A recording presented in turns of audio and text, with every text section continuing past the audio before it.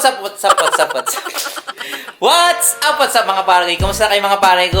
Ngayong araw na to, may dumating na package sa amin na binili ni Joanne / para sa amin dalawa. For transportation. So, ito ay ang GOTRAX ano bang version yun? GOTRAX XR. Okay? So, trolley siya mga pare ko. Ipakita ko sa inyo, mag-unbox tayo. Ito na siya, dumating na siya. Open lang natin.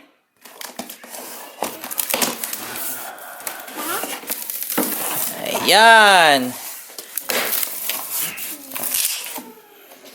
Okay. So, meron siyang quick start guide. Wow. Okay. So, meron siyang ito. Oh, ito yung handle niya.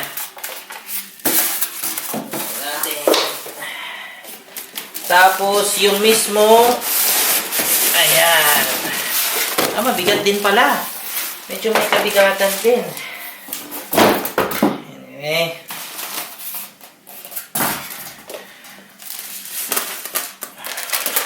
So, ito yung adapter niya. Pang charging. Tapos, ayan. Okay, so, dito, so ito siya. XR scooter, electric scooter.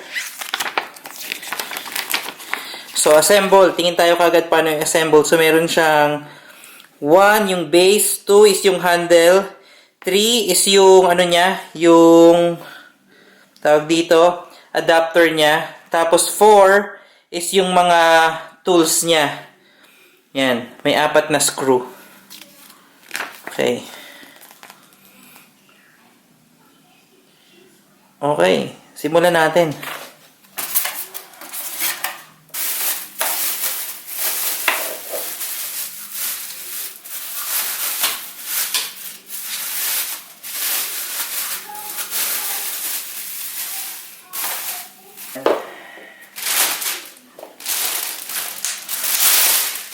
Oh, wow!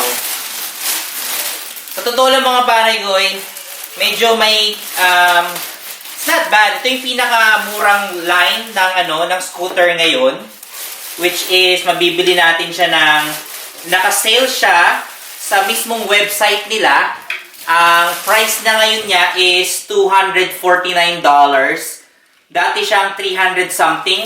So, dahil, hindi ko alam, siguro dahil lockdown, kaya sale siya. So, we take that opportunity na makuha natin to. Okay. Press down. Ayun. Okay. Okay. Tapos, tanggalin na natin to. Okay. Tapos, so, meron tayo nito.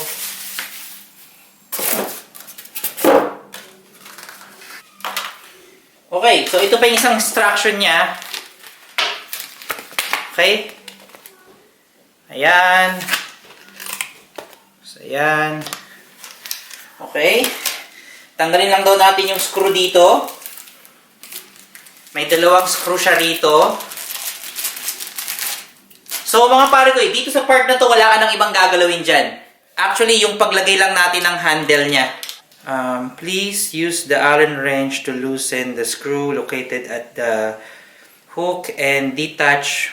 Once you've removed the hook and screws, make sure to remove this cover from... Okay. So, tatanggalin talaga natin siya. Okay. So, natanggal na rin ito. Tapos, yun. Pwede na siyang tanggalin. Okay. So, natanggal na natin to. Okay, so, open na siya. Pwede na natin ilagay itong handle niya. Okay, so, sa handle niya, Tanggalin natin yan. The brake line will put into the craveness of the... Okay. Okay, mali. Tanggalin muna natin siya. Tapos dito natin isi-set yung ano niya. Okay. Para siyang ganito.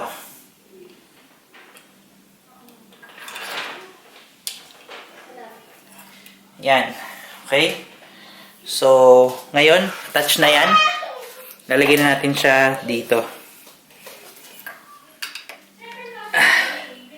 Okay, ang problema natin mga pare ko ay hindi ko siya mailagay na maayos. So, attach the console to the tiller. The pins of the console to the pins on the battery. Okay? Tighten the screw. Kung magsabi to, parang ang dali lang eh. Matigas mga pare ko eh. So, kailangan ko ba siya lagyan ng force? Ano natin? Okay, take the cord, attach on to the hook, and bring it to the front. Tiller, puller handbreaker towards, insert around the metal.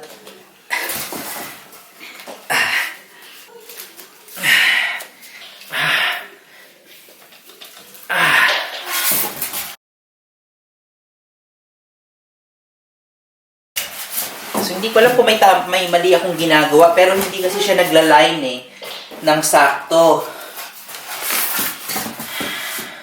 Kailangan daw kasi naka-line to. Maigi. Siguro dahil dito sa rubber na to. Itaas mo ulit tapos sa baba. May rubber kasi siya dito eh. Ayun! Okay. Yung rubber yung nagpe-prevent sa atin mga pare. So, kung mapapansin nyo dito, I don't know if I can show it to you. Itong part na yan, may rubber siya dyan. So, yung rubber kanina, hindi ko masyado inisip yung position niya. Umiipit pala siya sa dulo once na binaba ko siya. Kaya, nahihirapan siyang gumo all the way. So, ngayon, inangat ko siya para ma-push ko siya hanggang dulo. Okay, so after nyan, diretso na tayo dito, which is very straightforward naman to mga pare ko. So, lagay natin yung unang screw.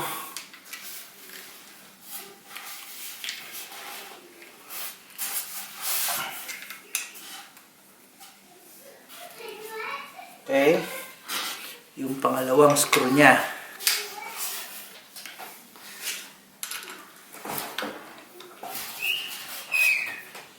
Assemble. Kita niyo ba to? Tina-tighten lang natin to mga pare ko eh. Okay, tighten natin tong kabila.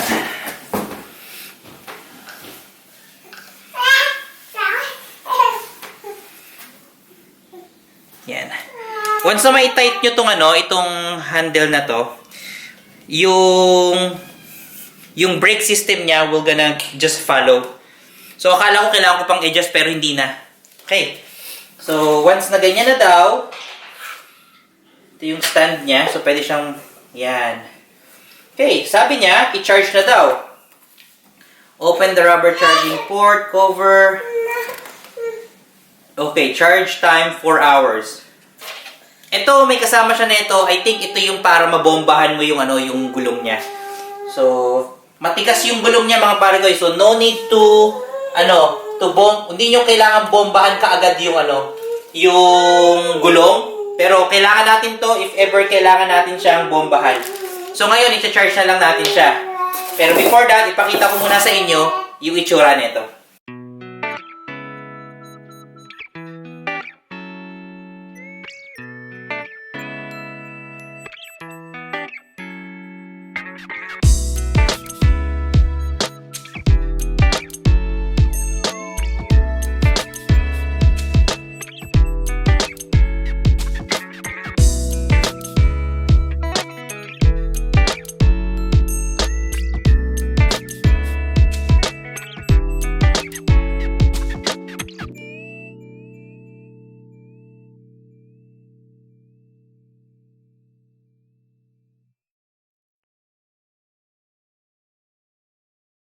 Okay, so mga pare ko, para ma-on natin to, ito yung niya, yung button niya. Press nyo lang yan, tapos yan na siya. Okay? May brake tayo dito. Okay? Brake yan para dyan. Tapos, meron din tayong okay, tapos ito yung acceleration niya. Ang kagandahan dito, meron siyang cruise control.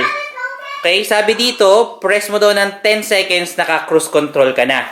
Okay, so, also, kanina, tinry ko siya. Hindi siya basta-basta aandar hanggat hindi mo siya i-kick. So, kailangan mo siyang i-kick muna ng konti para mayroong buwelo. Tapos, saka siya saka aandar yung motor niya. Okay, ganun natin siya papaandar ngayon. So, meron akong kukunin ngayon at gagamitin ko muna to. Okay? So mga pare ko, ito ang GOTRAX natin. Nakita ko na sa inyo kung paano mag-assemble nito at simpleng-simple lang mga pare ko. From the box, meron siyang handle niya. Tapos from handle niya, kukunin nyo lang yung tornilyo nung nakakabit na sa mismong katawan nung chassis niya o sa chassis niya. Tapos, i-unscrew mo para makuha nyo yung plastic na itim. After nun mga pare ko, i-set up nyo yung brake. Lalagay nyo yung cable dun sa brake handle. Tapos, ilagay nyo yung mismong mismong hawakan niya, your handle niya. Ito, ilagay nyo mismo dyan. Tapos, meron siyang dalawang screw na ibabalik nyo. So, ito yung tatanggalin nyo para matanggal nyo yung itim dito. Tapos, once na matanggal nyo yun, ma-remove nyo yun, ilalagay nyo na itong mismong handle niya dyan. Tapos, ibabalik mo lang yung screw na yan. Tapos na. Yan na. Okay? I-charge natin yan mamaya, pero gamitin ko muna. Tingnan natin kung hanggang saan ako aabutin ng charge nito. Charge ng from factory pa lang.